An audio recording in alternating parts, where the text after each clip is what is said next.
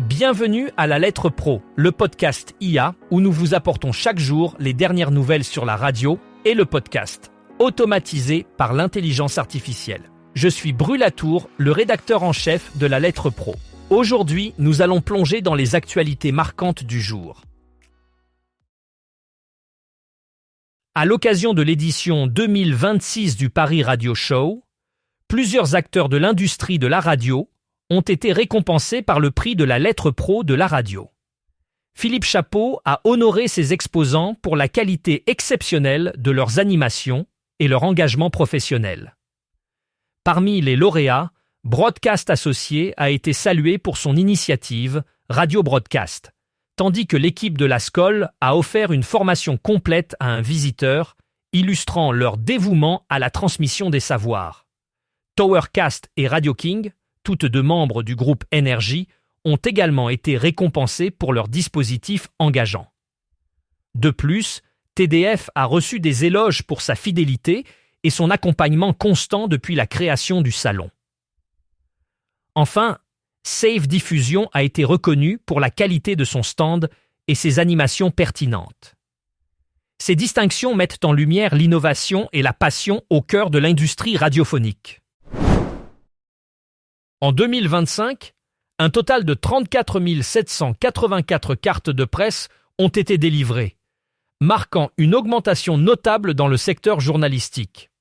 Ces cartes, essentielles pour les professionnels de la presse, leur permettent d'accéder à des événements, des conférences et d'autres lieux réservés aux médias.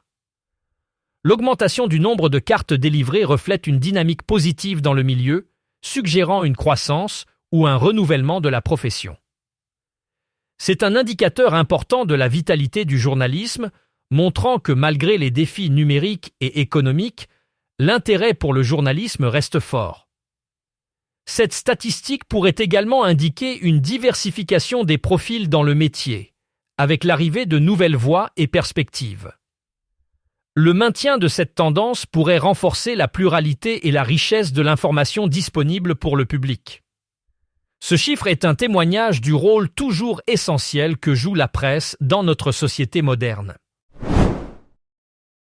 Dans le dernier numéro de La Lettre Pro l'Hebdo 193, l'accent est mis sur ceux qui remettent en question et réévaluent les fondations de la radio.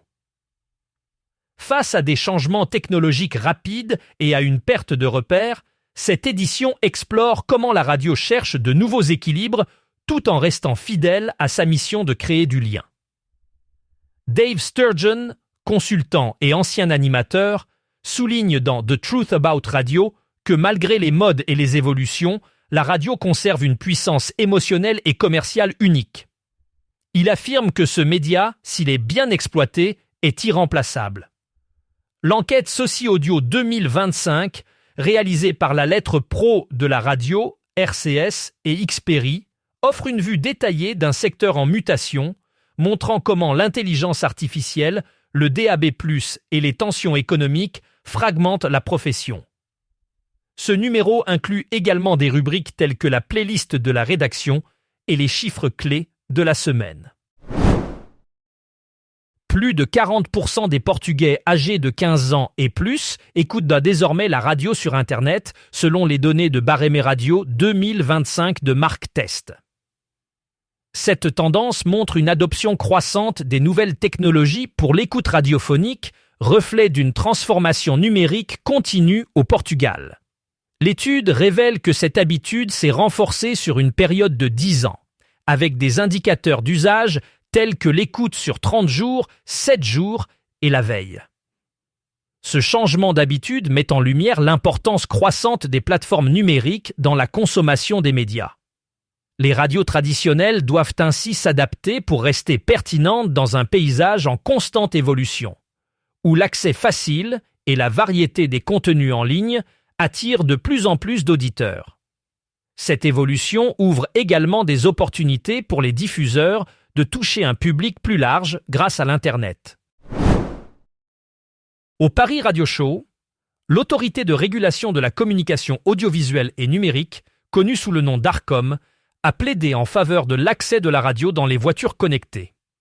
Lors d'une conférence, les représentants de l'Arcom ont souligné l'importance de garantir que les radios restent accessibles dans ces véhicules modernes qui intègrent de plus en plus de fonctionnalités numériques.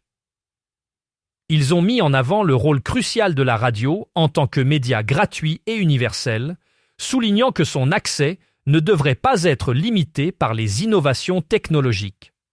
Les discussions ont également porté sur les défis techniques et réglementaires liés à l'intégration des services radio dans les systèmes de divertissement des voitures connectées.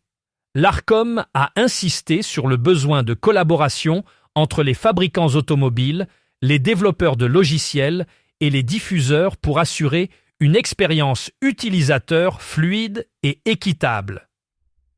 Cette intervention vise à préserver la diversité et la pluralité des contenus radiophoniques dans un environnement numérique en pleine évolution. Lors du Paris Radio Show, Philippe Chapeau a délivré un discours poignant incitant le secteur de la radio à sortir du déni pour préserver sa valeur. Il a critiqué l'illusion des audiences et les métriques trompeuses, soulignant que la radio doit retrouver sa valeur humaine et sortir de son isolation. Chapeau a comparé la situation de l'industrie à un patient qui tente de soigner une fracture avec un simple médicament et a mis en garde contre le danger de l'entre-soi. Il a offert un tablier symbolique à ceux qui ont le courage de nommer le réel et de passer à l'action. Selon lui, la radio doit cesser de copier le podcast et innover pour s'adapter à l'ère du contenu liquide où l'image prime. Il a insisté sur le fait que l'intelligence artificielle doit être un outil d'optimisation, non un remplacement de l'humain. Chapeau a conclu en appelant à la collaboration et à l'innovation pour éviter que la radio ne devienne un simple vestige du passé. Ce mercredi 4 février, la 21e édition du Paris Radio Show se poursuit à la Bellevilloise pour sa seconde et dernière journée. Le programme promet d'être aussi riche que la veille, avec des conférences, des podcasts en public, des ateliers métiers et des temps forts éditoriaux. Les discussions aborderont des sujets tels que la diversité musicale, l'intelligence artificielle, la découvrabilité, l'engagement des publics, les nouveaux formats et les enjeux économiques. L'ASCOL, organisme de formation audio, proposera une session dédiée et une keynote en clôture interrogera les leviers pour construire les modèles audio de demain. Cette journée s'annonce comme un concentré d'idées et d'outils pour les professionnels présents, avec des moments forts qui s'enchaînent dans tous les espaces du salon. SUN, la radio associative de Nantes, célèbre ses 30 ans avec un événement spécial le 28 février. Cette journée, dernière d'une série de célébrations dans différentes villes, se déroulera dans les locaux de SUN de 10h à 17h. Les visiteurs pourront participer à des visites guidées, des ateliers et assister à une émission en direct. Des ateliers radio pour enfants et des initiations au mix sont prévus. La journée se clôturera par une soirée publique au lieu unique avec un quiz sur la radio et des performances musicales. Fondée en 1996, SUN est la première radio associative des Pays de la Loire avec plus de 20 000 auditeurs quotidiens. Elle fonctionne grâce à 110 bénévoles répartis sur 4 antennes et continue de promouvoir la production locale. Cette célébration témoigne de l'engagement de SUN envers la communauté et la radio associative.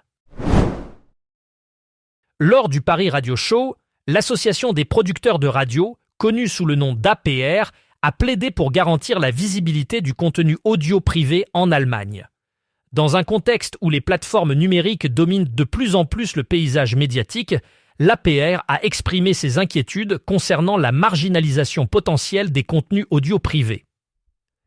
L'association a souligné l'importance de soutenir et de promouvoir la diversité des voix et des formats dans le secteur audio.